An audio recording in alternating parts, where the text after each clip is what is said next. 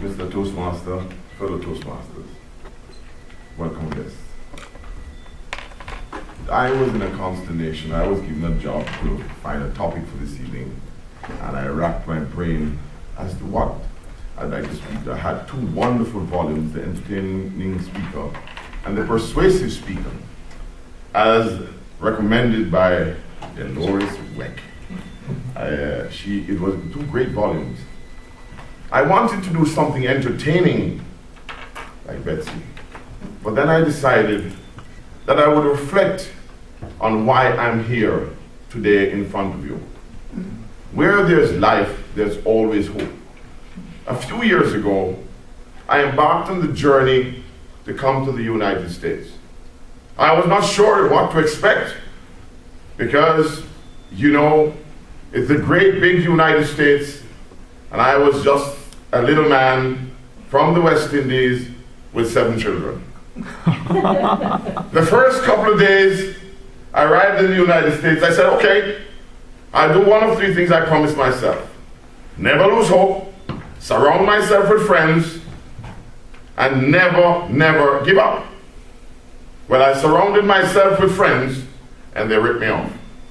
First, I was stuck in Miami, and I could not leave Miami because I gave my deposit for a car to a friend, and he took it.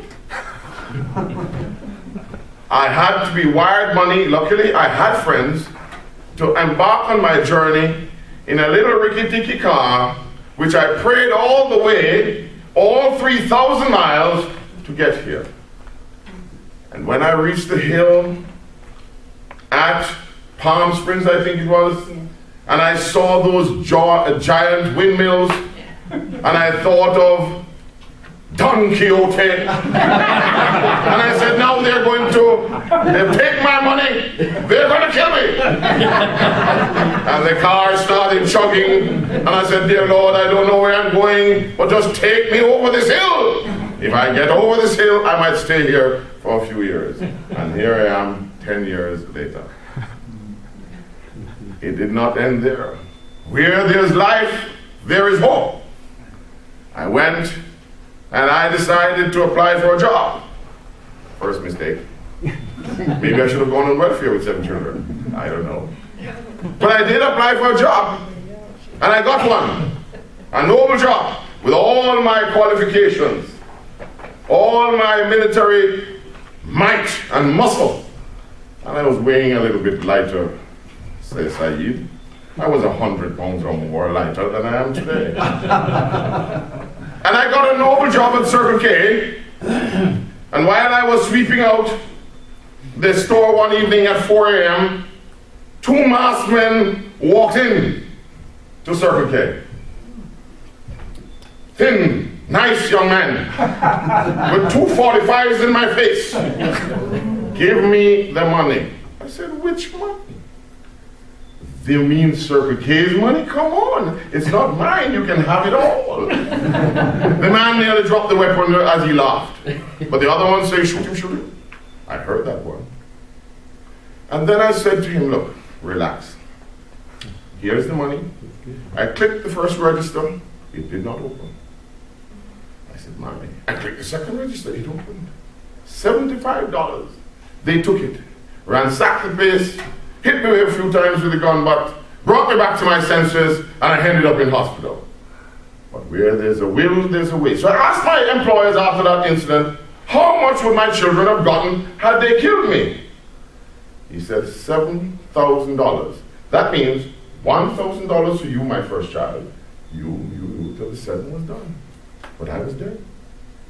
And I said, I have to change my goal, my vision for the future. I have to create a new vision, not only for myself, but for those around me and those who depended on me. And I did. And I decided to retool myself through education. And I'm here to tell you today, I was fairly successful, I think. I'm here today, and I can work, and I don't have to worry too much, except when you have to pay those hefty bills at the end of the month that are overbearing and overwhelming. And when the children say they want this, and you have to quietly say, next month, my child. Because where there's a will, there's a way. And I continued. So, I have said these things to remind you that even in this situation we find ourselves, even in the recession in which I find myself, because I told you once that I said to my son, do you know what a recession is? He said, yes, Dad. We've always been in one since we got to America, haven't we? So the person knew what a recession was. But you know, as I studied and I wondered about hope, I came across this poem that I once loved and I still do love, by Robert Louis Stevenson. It's called If. It says, if you can keep your head when all about you are losing theirs and blaming it on you, if you can trust yourself when all men doubt you, but make allowance for their doubting too, if you can wait and not be tired by waiting or being lied to, don't deal in lies or being hated. Don't give away to hating, and yet don't look too good nor talk too wise. What has that taught me? That there are others out there who are worse off than you. Lord, Lord, I have no shoes until I saw a man that had no feet. There is always hope if you're willing to hope.